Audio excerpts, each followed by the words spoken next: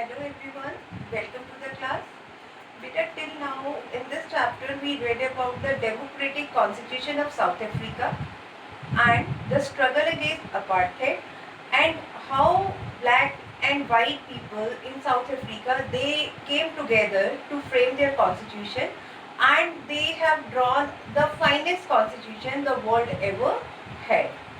After that we also discussed about the Indian constitution, that how the Indian constitution was framed and what problems were faced during framing of Indian constitution, and we discussed about the Constituent Assembly.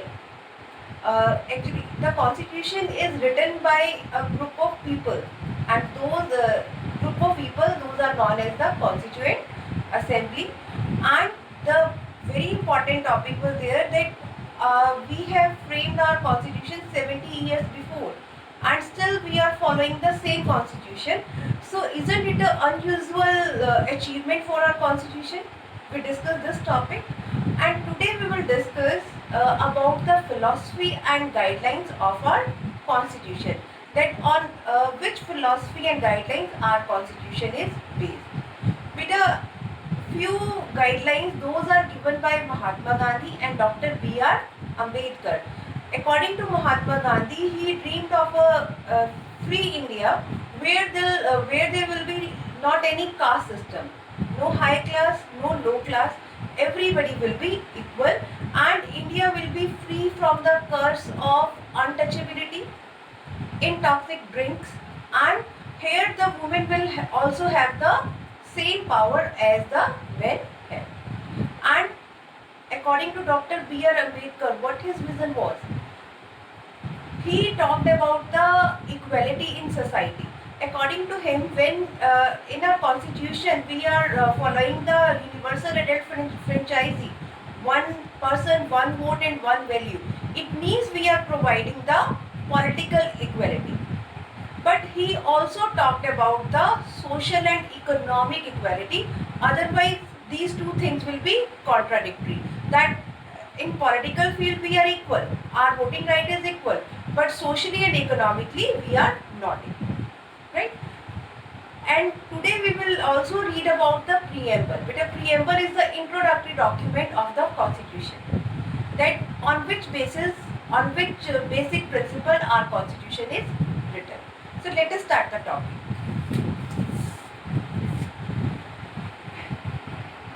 Guiding values of the Indian Constitution. Mahatma Gandhi was not a member of Constituent Assembly. Yet his vision was followed by many members. Like I told you, he talked about the equality, that the Indian society should be free from the caste system. Then the value of eliminating inequality was shared by Dr. B.R. Ambedkar. These were the some guiding values, those are given by these two persons. Then the next topic is philosophy of the constitution. Values that inspired and guided the freedom struggle formed the foundation of India's democracy, and these values are embedded in the preamble of the Indian Constitution. Means whatever they feel, the freedoms the fighters they feel, that all those values they just need in the free India, all those were included in our constitution, and all these values, these are written in our preamble. So preamble. Now what is preamble? The constitution begins with a short statement of its basic values. This is called preamble to the constitution. This is our preamble. I have written here. See here, some underlined words are there. All these are the basic values of our preamble. We, the people of India, having solemnly resolved to constitute India into a sovereign, socialist, secular and democratic republic, and to secure to all its citizens justice, liberty, equality and fraternity. Now what is justice? Social, economic and political justice. Liberty, There should be freedom of thought, expression, belief, faith and worship. And there should be equality of status and of opportunity and to promote among them all. Fraternity means brotherhood. It ensuring the dignity of the individual and the unity and integrity of the nation. As we know that unity is the strength, that is why this value was added in our preamble.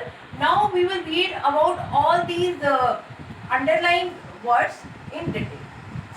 First is we, the people of India. Now what does here we mean by the people of India? The constitution has been drawn up and enacted by the people through their representatives and not handed down to them by a king or any other outside powers. This is the meaning of the people of India. Then sovereign. Sovereign means the free from any external interference. So people have supreme power to make decision on internal as well as external matters. No external power can dictate the government of India. Means India will be free from any kind of influence or pressure from the external powers. The third is socialist. Wealth is generated socially and should be shared equally by society. Government should regulate the ownership of land and industry to reduce socio-economic inequalities. That is why government always introduce so many employment schemes also, just to improve the economic equality. Now the next topic is secular. Secular means the freedom to follow any kind of religion. Citizens have complete freedom to follow any religion. There is no official religion of our country. Citizens of India, they have the right to follow, to propagate, to advertise any religion. Next is democratic, where people enjoy equal political rights, elect their rulers and hold them accountable. Accountable means these rulers are answerable for their work to the public. Next topic is republic. The head of the state is an elected person and not a hereditary position. Means the head of the state, it will not be any hereditary position. That will be elected by the people through election. Next one is justice. Citizens cannot be discriminated on the grounds of caste, religion and gender. Social inequalities have to be reduced. So there should be justice through everywhere in the society, and for justice we can judiciary is there and even fundamental rights are also provided, right? The next topic is liberty. Liberty means freedom. There are no unreasonable restrictions on the citizen in what they think, how they wish to express their thought. It means they can form association and even they can protest against the government also. Next is equality. All are equal before law. What do we mean by equality before law? It means law will be equal for all and no one will be above law. Whether he is President of India or he is a layman. And the government should ensure equal opportunity for all. And the last one is fraternity, brotherhood. All of us should behave as if we are member of the same family. No one should treat a fellow citizen as inferior. So all these basic values, these are embedded in our preamble. Hope all of you have understood the topic well. So read all these topics thoroughly in your book. Thank you and have a nice day.